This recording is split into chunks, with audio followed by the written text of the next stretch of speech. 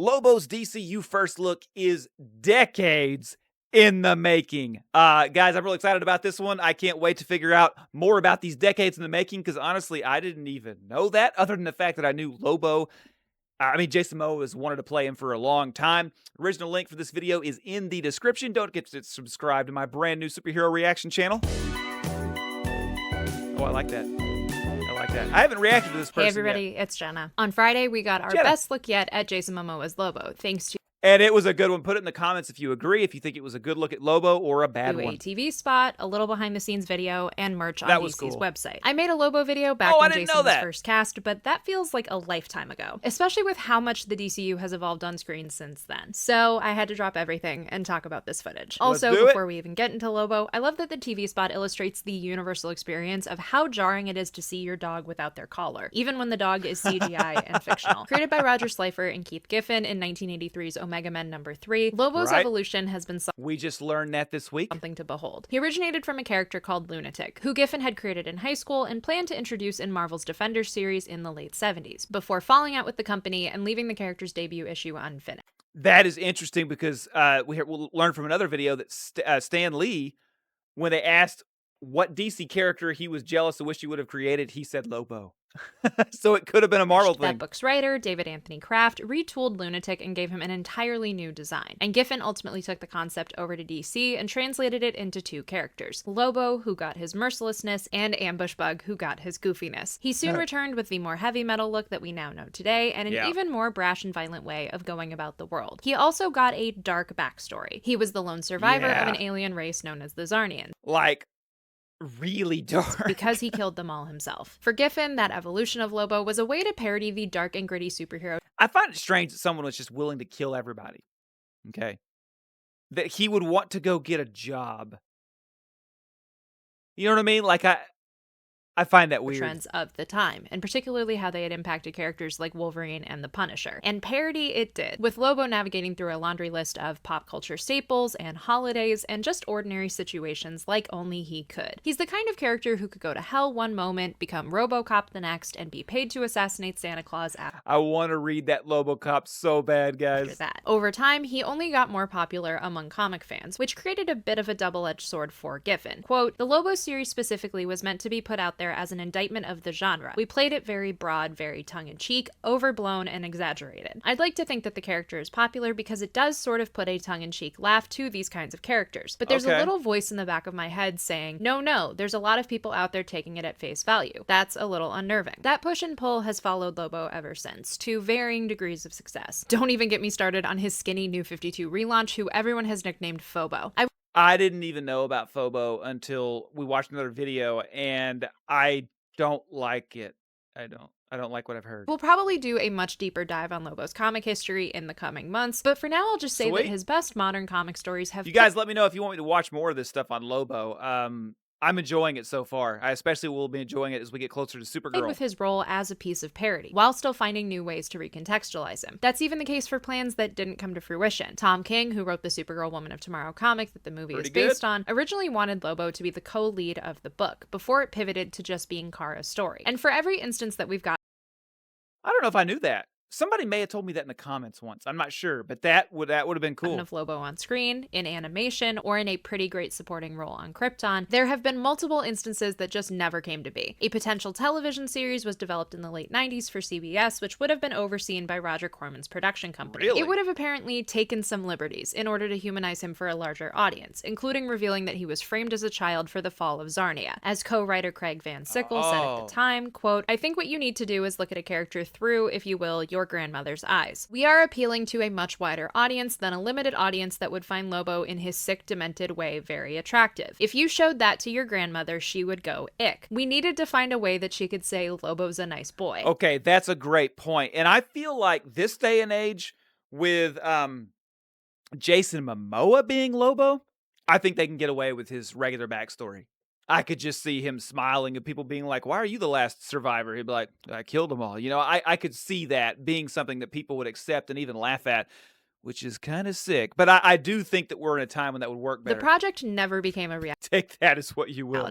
Gee, I wonder why. Although I'm going to forever mourn Giffen's suggestion that Bill Paxton should have played him, because I can weirdly see the vision. Since then, there has been a long and winding road of trying to give Jason's Lobo good. a solo movie, with Guy Ritchie, Brad Payton, and Michael Bay all attached to direct at different points. Before setting his sights on Black Adam, Dwayne Johnson even signed on to play Lobo in Payton's version of the movie. In an animated series centered around Lobo and his long-lost teenage daughter Crush, who is now going to appear in the Starfire animated series, was in the works years ago for HBO Max from Final Space creator Olin Rogers. In a way, I am glad that Lobo's potential is still so untapped on screen, because we can arrive at this current moment.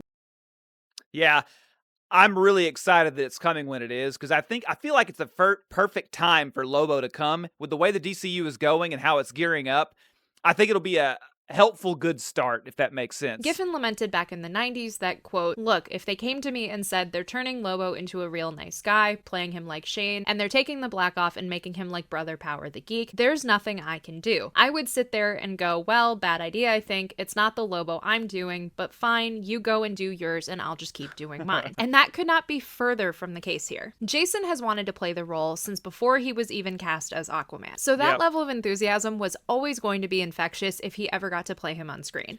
I hope that we get to see him alongside Hold on. I'm trying to remember. Have we heard that he'll have an appearance in Man of Tomorrow, or did somebody rumor that? I get so much stuff mixed up, guys.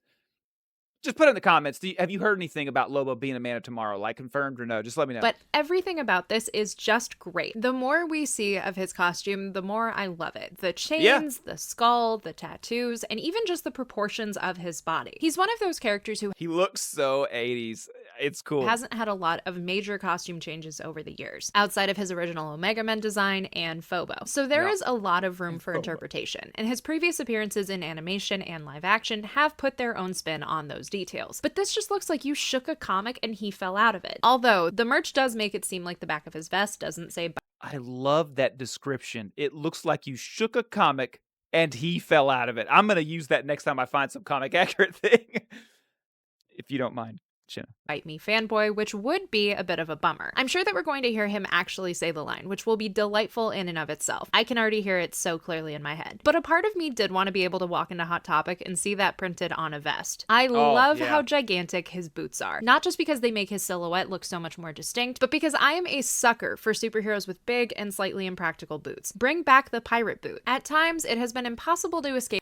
I'm a sculptor for like board games and stuff. I sculpt that kind of boot all the time. The pirate boot, all the time. The debate around practicality and verisimilitude with modern day superheroes. As Grant Morrison so eloquently put it in their book Super Gods, quote, "Kids understand that real crabs don't sing like the ones in The Little Mermaid. But you give an adult fiction and the adult starts asking really dumb questions. Like, how does Superman fly? How do those I-beams work? Who pumps the Batmobile's tires? It's a made up story, you idiot. Nobody pumps the tires." Lobo is, in so many ways, the antithesis of practicality. He can go through emotions that are tangible and recognizable, anger, bitterness, pride, in a package that is anything but. In the words of Alan Grant, who wrote Lobo throughout the 90s, quote, "One of the things that people appreciate about Lobo is they can see him in situations where they themselves might want to let off steam and aren't able to. Where Lobo is a kick-ass guy who, if he wants, he doesn't see any obstacles to his getting it. If people get in his way, then they have to pay the price. Oh, that's his for sure, stature and his deluge of weapons and his space dolphins don't have to be rooted in the quote-unquote real world in order to feel real to us. And I love that he is finally getting brought to life in a universe that understands that so unabashedly. The cosmic side of things already ranges from kaiju and pocket universes to Hal Jordan wearing the same tattered jacket as he investigates crimes on Earth. Not to mention, we have Brainiac and the new gods waiting in the wings. As the comics have shown time and time again for decades, all of those elements can simultaneously look distinct and unified, with Lobo being a maximalist, cartoonish jewel within that proverbial crown. And it is such a joy to already have that vibe on screen just from a few seconds of footage. On that note, I am so excited to find out Lobo's reputation within the world of the movie.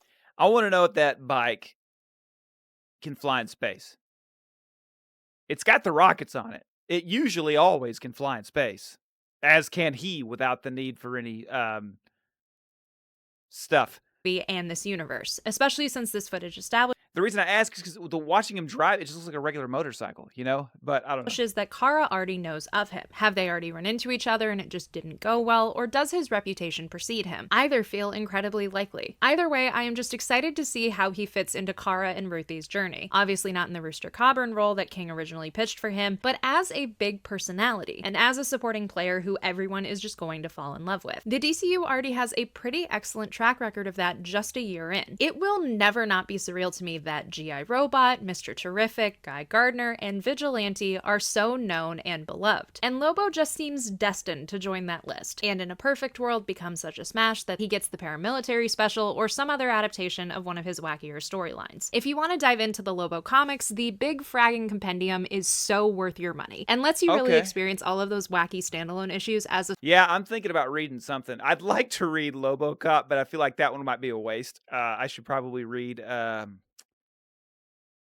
the cover of the one in that one she's talking about. Sort of run. I know that I am well overdue for reading it in that format. Also, Scotty Young and Jorge Corona are launching a new Lobo ongoing series in March, which is part of DC's Next Level initiative. It already sounds bananas. Issue 2 was announced today, and it has him in a Running Man-esque reality show full of assassins run by a problematic Elon Musk-like billionaire. I cannot wait to check it out, and for people to find it as they continue to fall in love with Lobo around this movie. What do you think of this new look at Lobo? Share your thoughts in the comments below, and please don't forget to like, subscribe, and share with your friends if you haven't already done so.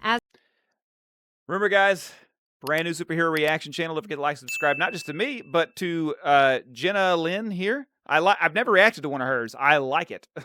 I like it. I like her breakdown. It's really good. Can't wait to see Lobo in Supergirl, more of him. And remember, check out my Amazon store. I have all sorts of Superman stuff in one place. And don't forget, like Superman, live humbly, do good.